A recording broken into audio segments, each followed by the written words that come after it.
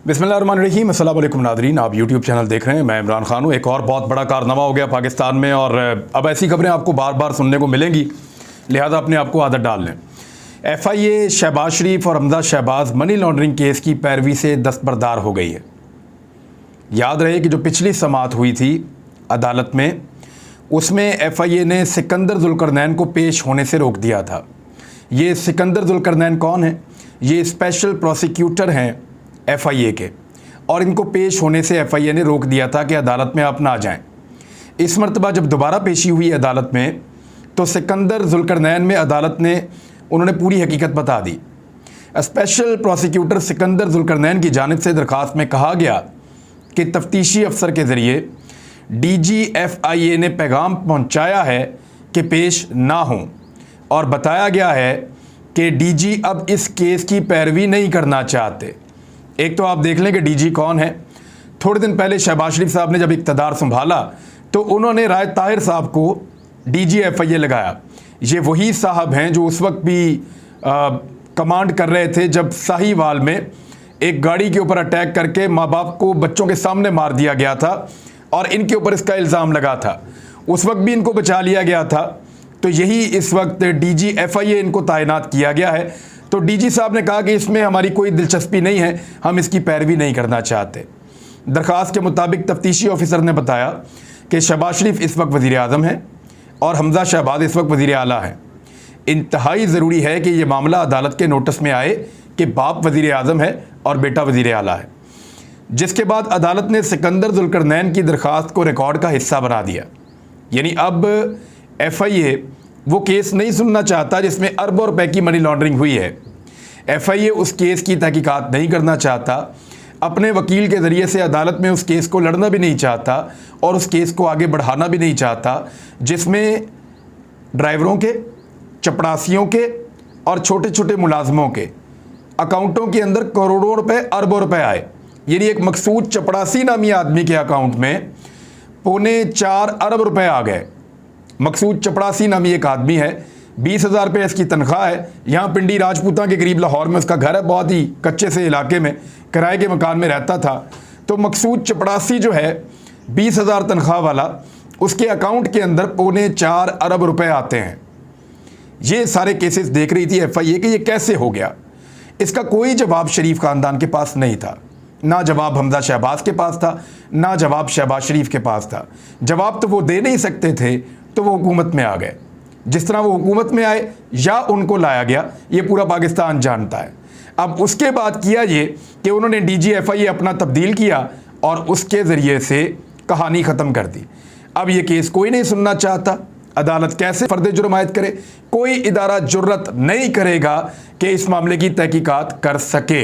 इमरान खान ने कहा था कि ये आएंगे तो अपने केसेस ख़त्म करेंगे, नैब को ख़त्म करेंगे, तहकीकात ख़त्म करेंगे और उसके बाद धांधली का बंदोबस्त करेंगे और उसके बाद इलेक्शन में जाएंगे। बहरहाल अभी बहुत सारी सियासत होना बाकी है।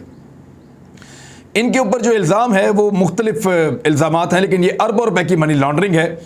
और अब इनको पेश तो होना है 14 मई को, लेकिन मुझे नहीं लगता कि पेश होंगे, क्योंकि शहबाज शरीफ साहब ने सऊदी अरब का दौरा कर लिया, लंदन का दौरा कर लिया, और अब वो गालिबन जाएंगे चीन के दौरे के ऊपर, क्योंकि सऊदी अरब और बरतानिया अमेरिका के बहुत करीब हैं। तो अमेरिकन को उन्होंने कॉन्फिडेंस में ले लिया। DG ISI वो पहुंच गए हैं अमेरिका में, उनकी वहाँ अहम मुलाकातें हो रही हैं। उससे पहले वो लंदन से होकर गए हैं अमेरिका। और कुछ PMLN के सोर्सेज ये क्लेम कर रहे थे, ख़ास तौर पे अनीक नाजी साहब ने यह फरमाया कि उनकी मुलाकात हुई है या उनकी बातचीत हुई है नवाज शरीफ साहब से। नवाज शरीफ साहब से बातचीत हुई है मौजूदा डायरेक्टर जनरल ISI की, लेकिन PMLN ने इसकी तरदीद कर दी है। ISPR ने इसके ऊपर कोई बात नहीं की है। बिलावल भुट्टो जरदारी साहब ने एक मरतबा फिर पाकिस्तान की फ़ौज के ऊपर संगीन इल्ज़ामात लगाए हैं। एक तो उन्होंने कहा कि तहरीक अदम एतमाद से एक रात पहले मार्शल लॉ की धमकी दी गई थी। फिर उन्होंने ये भी कहा कि 2018 में इदारे ने हमारे ऊपर हमला किया था।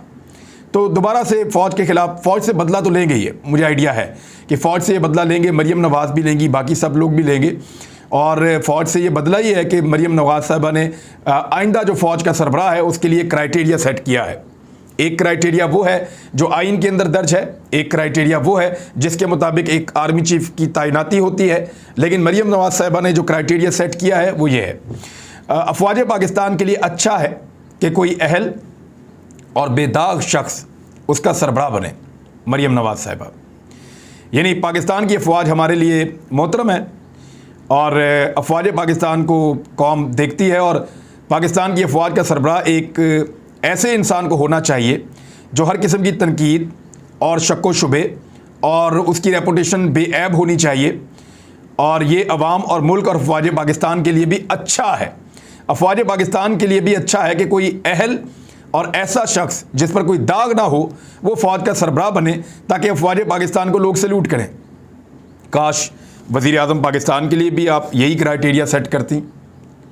काश आप लोग ये कहते हैं कि वज़ीर आज़म पाकिस्तान भी एक ऐसा शख्स होना चाहिए जिसकी रेपुटेशन ठीक हो, जिसके ऊपर कोई केसेस ना हो, जिसका माजी बेदाग हो, जिसने मनी लॉन्ड्रिंग ना की हो, जो मफरूर ना हो, मुजरिम ना हो, मुलजिम ना हो, उसको बनना चाहिए। लेकिन वहाँ पे तो काबीना बनाई है, लगभग 2/3 अक्सरियत से वहाँ पे जो है वो मुलजमान को शामिल किया गया है, ज़मानतों वाले लोगों को शामिल किया गया है।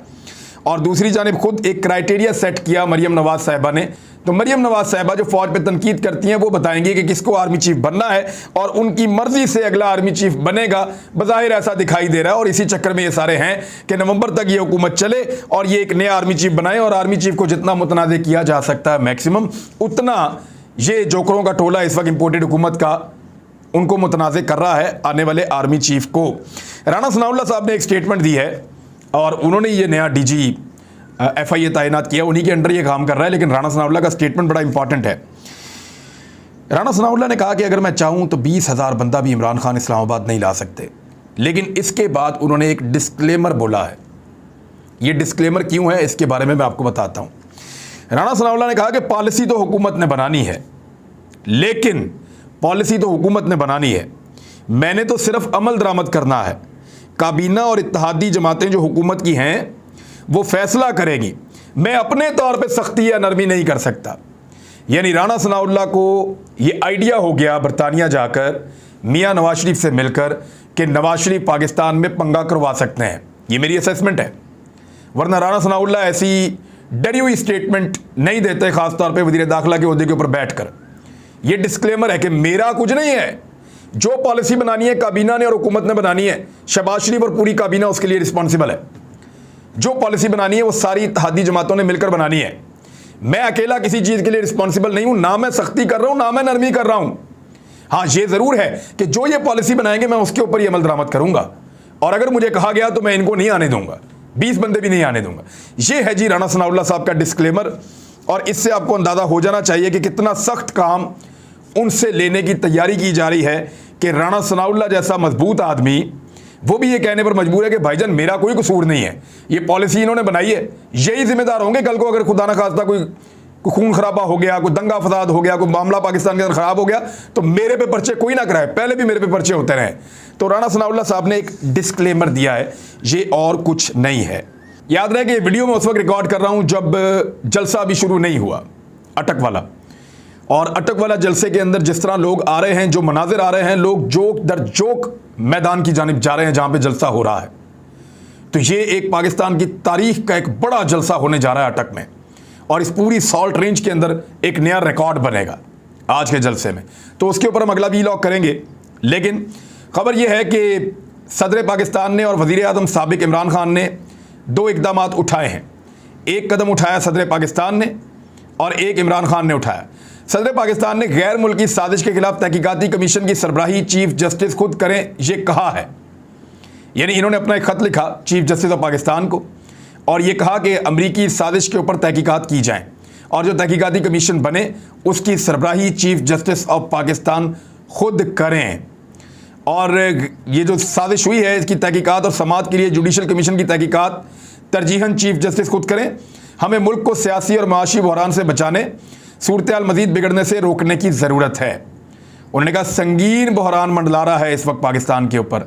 और फिर इस तरह ये एक मुतालबा पाकिस्तान तहरीक इंसाफ का भी है कि जो ओपन समाअत की जाए इस सारे मामले की। तो सदर पाकिस्तान ने ख़त लिख दिया और उसके मंदरजात सामने आ गए चीफ जस्टिस ऑफ पाकिस्तान को, अदालत को, सुप्रीम कोर्ट को। इमरान खान साहब ने एक और काम किया। डिप्टी स्पीकर कासिम सूरी ने जो रूलिंग दी थी उसके ऊपर जो सुप्रीम कोर्ट का फैसला आया, इमरान खान ने नज़रसानी अपील दायर कर दी। ये उनका कानूनी हक है कि वो नज़रसानी अपील दायर करें। उन्होंने कहा कि अदालत उज़्मा का फैसला पार्लिमानी कार्रवाई में मुदाखलत और आर्टिकल 69 से मुतसादम है। आर्टिकल 69 से मुतसादम है। जो पार्लियामेंट की कार्रवाई है उसके अंदर अदालत मुदाखलत नहीं कर सकती। अब ये मामला उन्होंने उठा दिया है और इसके ऊपर एक नज़रसानी की अपील दायर कर दी है। यानी बात अभी ख़त्म नहीं हुई, बात अभी आगे बढ़ेगी और ये कानूनी नुक्ता नज़र से इमरान खान का एक बड़ा अहम कदम है। इससे वो कोई अदालत के अंदर फौरी तौर पर रिलीफ तो नहीं ले पाएंगे, लेकिन बहुत सारी चीज़ों को ना सिर्फ वो एक्सपोज कर देंगे बल्कि बहुत सारी चीज़ों को डिबेट के अंदर ले आएंगे और आइंदा के लिए कुछ चीज़ों के ऊपर वो बंद बांध देंगे इमरान खान साहब। मैं अभी इतना खुल के आपको नहीं बता सकता, लेकिन ये ऐसा ही हो रहा है। एक और ख़बर है जी, एक वफ़द गया इसराइल में और वो वफ़द पहुंचा इसराइल में, उसमें पाकिस्तान टेलीविज़न के एक सहाफ़ी हैं, मेरे साथ भी काम करते रहे हैं, अहमद कुरैशी। अहमद कुरैशी अरबी बहुत अच्छी बोलते हैं।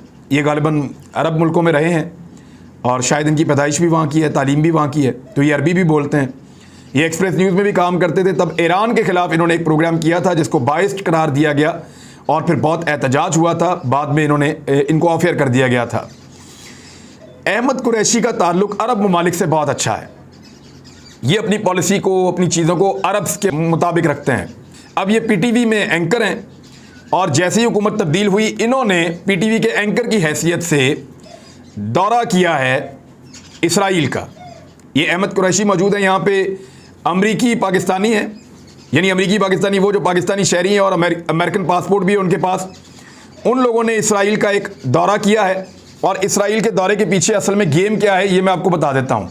माजी में जब अरब ममालिक इसराइल के ख़िलाफ़ थे तब अहमद कुरैशी भी इसराइल के ख़िलाफ़ थे, लेकिन माजी करीब में उन्होंने इसराइल के हक़ में कुछ ट्वीट्स भी किए थे और कुछ पोस्टें इन्होंने की थी। पाकिस्तान टेलीविज़न में ये काम करते हैं। अब इन्होंने ऑफिशियली एक विज़िट किया है इसराइल का और वहाँ तशरीफ़ ले गए हैं अमेरिकन पाकिस्तानियों के साथ और ये उसकी तस्वीर मौजूद हैं। इनके ऊपर बहुत तनकीद की जा रही है। मैं आपको हकीकत बता देता हूँ। ये एक इदारा है, इसका नाम है शराका। शराका एक इदारा है जो बनाया गया है, एक NGO है और ये 2020 में बनाई थी।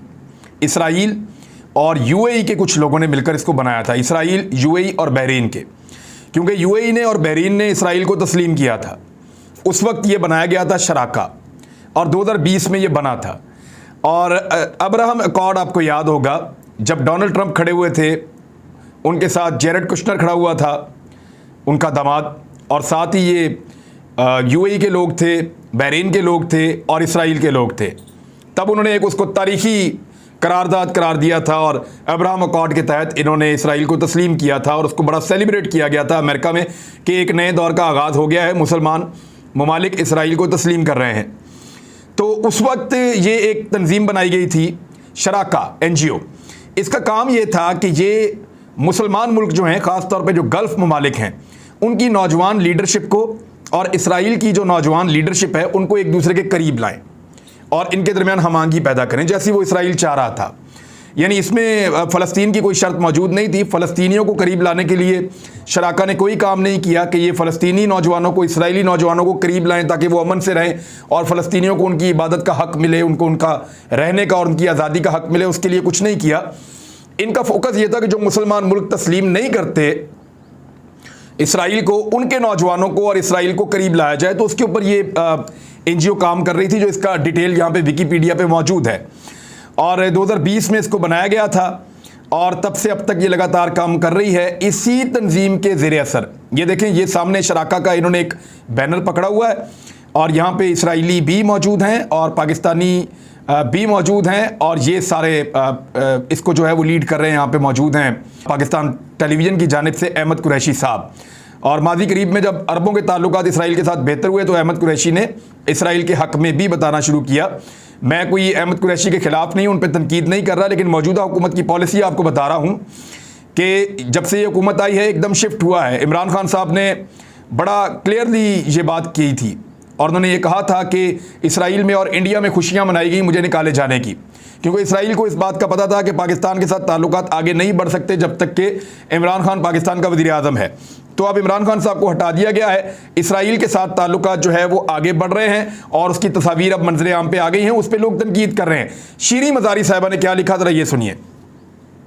अहमद कुरैशी को इसराइल में देखकर महज इसलिए ही हैरान नहीं हूँ कि वो पीटीवी के लिए काम करता है, बल्कि इसलिए कि वो हसास नौइयत के रियासती इदारों से वाबस्ता है। ये बात ठीक है।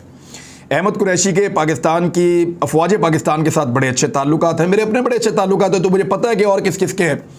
यानी हमारे बहुत सारे सहाफ़ियों के अफवाज पाकिस्तान के साथ बहुत शानदार ताल्लुकात हैं। इनमें सलीम साफ़ी के बड़े अच्छे ताल्लुक सबके साथ ही हैं, लेकिन सलीम साफ़ी के बड़े शानदार ताल्लुकात हैं पाक फ़ौज के साथ। यानी वो कुछ भी करे तो उसको वो पूछते भी नहीं हैं। साबिर भाई के अच्छे ताल्लुकात हैं, मेरे बड़े अच्छे ताल्लुकात हैं, बहुत दूर तक ट्रैवल किया फ़ौज के साथ। अहमद कुरैशी के तो बड़े शानदार ताल्लुकात हैं और वो हसास नौइयत के रियासती इदारों से वाबस्ता है। 1 बरस से ज़ायद अरसे से वो इसराइल नवाज़ एजेंडे को हवा दे रहा है और इमरान खान की आज़ाद खारजा पॉलिसी को निशाने पर लिए हुए है। सरकार की तब्दीली में ये भी तब्दीली आ गई है। तो शीरी मज़ारी साहिबा ने इसके ऊपर तनकीद की है और साथ ही ये कहा कि अमरीकी साजिश ही का हिस्सा लगता है। ये नहायत संजीदा मामला है और हमें खुफिया इदारों से नहीं तो ऑफिशियल DGISPR से ही बाज़ाब्ता जवाब दरकार है। कल क्राइम मिनिस्टर ने इंडिया से तजारत खोलने का ऐलान कर दिया और अब ये सब मंजर आम पे आया है। चुनाचा तारीख सायों के झुरमट में साजिश गहरी से गहरी तर होती चली जा रही है। शीरी मज़ारी साहबा इसको ऐसे पोर्ट्रे कर रही हैं कि जैसे ये पाकिस्तान की हुकूमत जो है वो इन इक़दामात से अपने आप को इसराइल के करीब ला रही है। मैंने वैसे एक आपको वीलॉग किया था माजी में, आने वाले दिनों में मुझे लगता है उसको दोबारा अपलोड करना पड़ जाएगा, जिसमें मैंने बताया कि 10 ऐसी चीज़ें जिस पे एस्टेब्लिशमेंट में और इमरान खान में इख्तलाफ था। तो उस दौर में मुझे बड़ा धमकाया गया, इसके ऊपर बहुत धमकाया गया मुझे कि आपने ये क्या लिख दिया, आप ये क्या कह रहे हैं, ये कोई इख्तलाफ नहीं है। लेकिन इमरान खान के निकलने के बाद उनमें से आधी से ज़्यादा चीज़ें अब साबित हो चुकी हैं। यानी 10 में से 6-7 चीज़ें तो साबित हो चुकी हैं, जिनमें ये इसराइल वाला चैप्टर भी अब चल पड़ा है, इंडिया वाला चैप्टर भी चल पड़ा है, उस्मान बुज़दार वाला शिकवे बिल्कुल खुल के सामने आ गए हैं और अमेरिका वाला चैप्टर भी चल पड़ा है, शिकवे आपके सामने खुलकर आ गए हैं। तो ये सारी चीज़ें अब क्लियर होती चली जा रही है, कुछ भी ढका छुपा नहीं है। तो क्या ये हुकूमत इसराइल को तस्लीम कर लेगी? मेरे ख्याल में इसके लिए गुंजाइश तो बनाई जाएगी। अब तक के लिए इतना ही। पहले भी नवाज शरीफ के दौर में, आपको याद है, पहले भी नवाज शरीफ के दौर में हुआ था जब इसराइल के साथ मुरासम बड़े थे। मरियम ने एक दिन ट्वीट कर दिया गलती से और बाद में डिलीट करना पड़ गया। अब तक के लिए इतने। अपना ख्याल रखिएगा, अपने इस चैनल का भी। अल्लाह हाफ़िज़।